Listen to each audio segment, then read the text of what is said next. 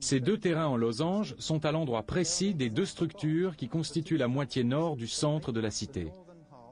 Et à l'arrière, on a les contreforts.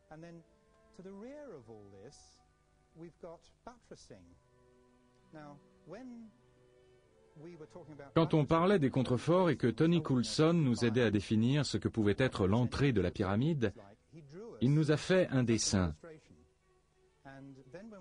Et après, quand on a vu les contreforts, on a été estomaqué, car on sentait que c'était ce qu'on aurait trouvé sur Mars.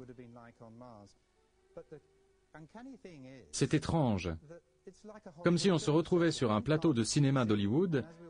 On voit le devant, le derrière, on sait qu'il y a l'ossature et les étais, qui montrent que tout ça est artificiel. C'est incroyable et très impressionnant. À côté du site se trouve le fameux cheval blanc.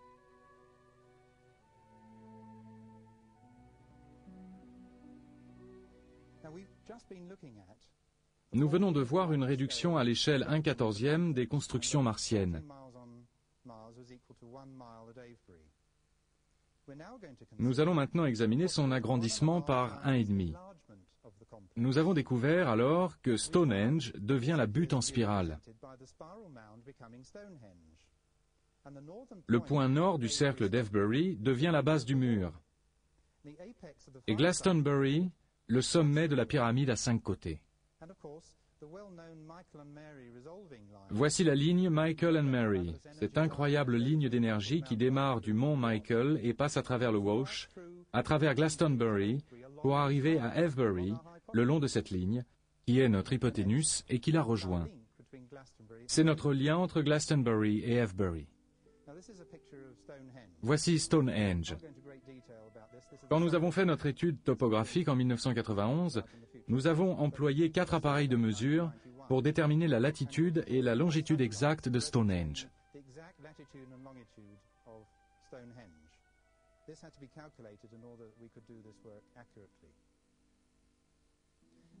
Grossi 1,5 fois, le cratère devient énorme. Il fait plus de 4 miles de diamètre et semble découler de Marlborough Downs, une vallée en forme de bol. Un chemin appelé le Ridgeway décrit un arc de cercle à l'ouest de la vallée. La route qui part d'Avebury suit la crête et le mur. Quand on regarde la carte, on voit que la crête du mur est signalée par la route de Swindon. À mi-chemin, la route de Swindon oblique brusquement et va vers le nord en suivant l'extrémité du mur. Elle met donc en relief à la fois la crête du mur et son contour. Barbary Castle n'est pas loin sur le bord du cratère, et c'est bien sûr là qu'est apparu le Crop Circle. La pyramide à 5 côtés, la pyramide D et M, coïncide maintenant avec Glastonbury. Le mont Thor, sans doute le connaissez-vous, est le plus beau des monts. On dirait qu'on l'a sculpté. Il est magnifique en soi.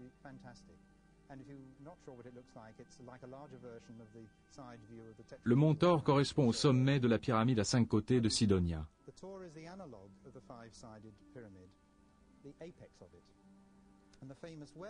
Le puits si célèbre est sur un prolongement de la ligne qui part de Stonehenge. Stonehenge est à droite sur l'image, et cette ligne traverse le mont Thor et traverse le puits. Mais on ne comprenait toujours pas pourquoi l'abbaye de Glastonbury ne se trouvait pas sur cette ligne. Alors il a fallu aller plus loin.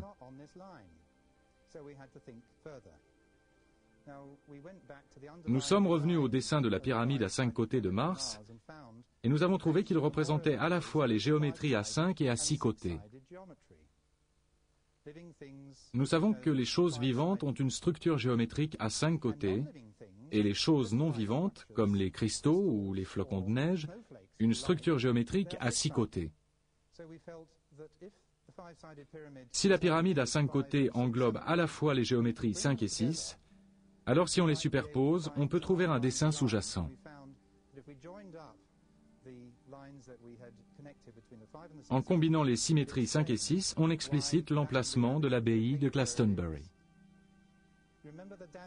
Souvenez-vous des détériorations de la pyramide que nous avons observées plus tôt. À gauche de l'image se trouve la partie intacte, et à droite, la partie endommagée. Nous pensons que l'abbaye de Glastonbury correspond à quelque chose dans la partie non endommagée de la pyramide, permettant une sorte de vision à distance. Nous avons le sentiment qu'il s'agit d'une partie de la technologie autrefois existante dans la pyramide à 5 côtés. Cette technologie fournissait à des êtres vivants toute l'énergie utile aux constructions dans lesquelles ils ont vécu pendant un certain temps. Et l'abbaye semble avoir contribué à la technologie et à la production d'énergie de ces constructions.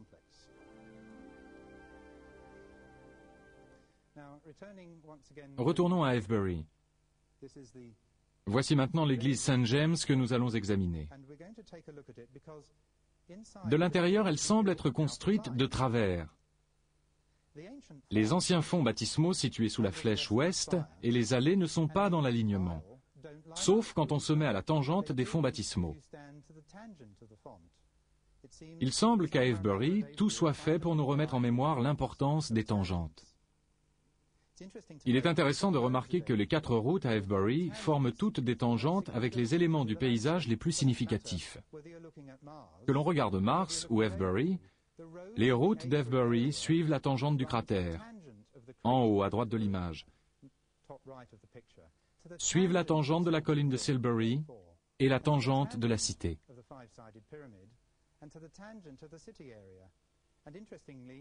3 fois sur 4, les routes sont en ligne droite. Si vous connaissez la région, vous savez que la route grimpe jusqu'à l'équivalent de la cité, et cette route n'est pas droite sur la carte. Et ces routes se croisent, bien entendu, à la tangente du carrefour de Beckhampton.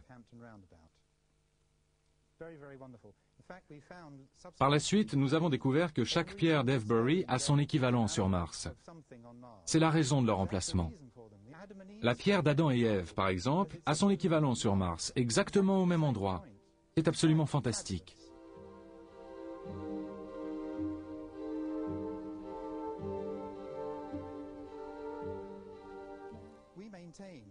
Nous soutenons donc qu'un nombre incroyable de crop circles ne peut que renforcer la très grande importance de cette région. Oui, tout cela est codé. Oui, il y a une clé. Ces informations codées sont au-delà de nos rêves les plus fous. Nous avons déjà déchiffré une grande partie des données, des informations et des technologies contenues dans les crop circles. En conclusion, nous pouvons dire qu'il existe des liens indiscutables et très solides entre les 2 planètes et que par conséquent, il y a eu communication physique et ou mentale entre Mars et la Terre.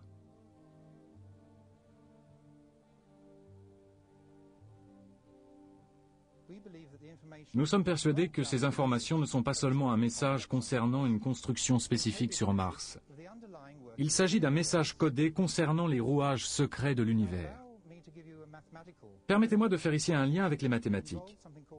Cela implique quelque chose appelé topoglie, qui est expliqué dans le livre 2 tiers. Je ne vais pas vous ennuyer trop longtemps avec les maths, mais les scientifiques aiment les maths. Elles aident à prouver certaines théories. Cela fait partie d'une expérience conduite par Karl Monk aux États-Unis. Il a trouvé le nombre que vous voyez sur la carte, obtenu en divisant la latitude par la longitude d'Avebury, et on trouve alors le point central d'Avebury. Quand on décimalise ces 2 nombres, on trouve un nombre qui équivaut au yard mégalithique. Et nous avons également découvert que ce yard mégalithique était une constante astronomique. Vous voyez ces calculs qui nous donnent la distance Terre-Lune la plus courte.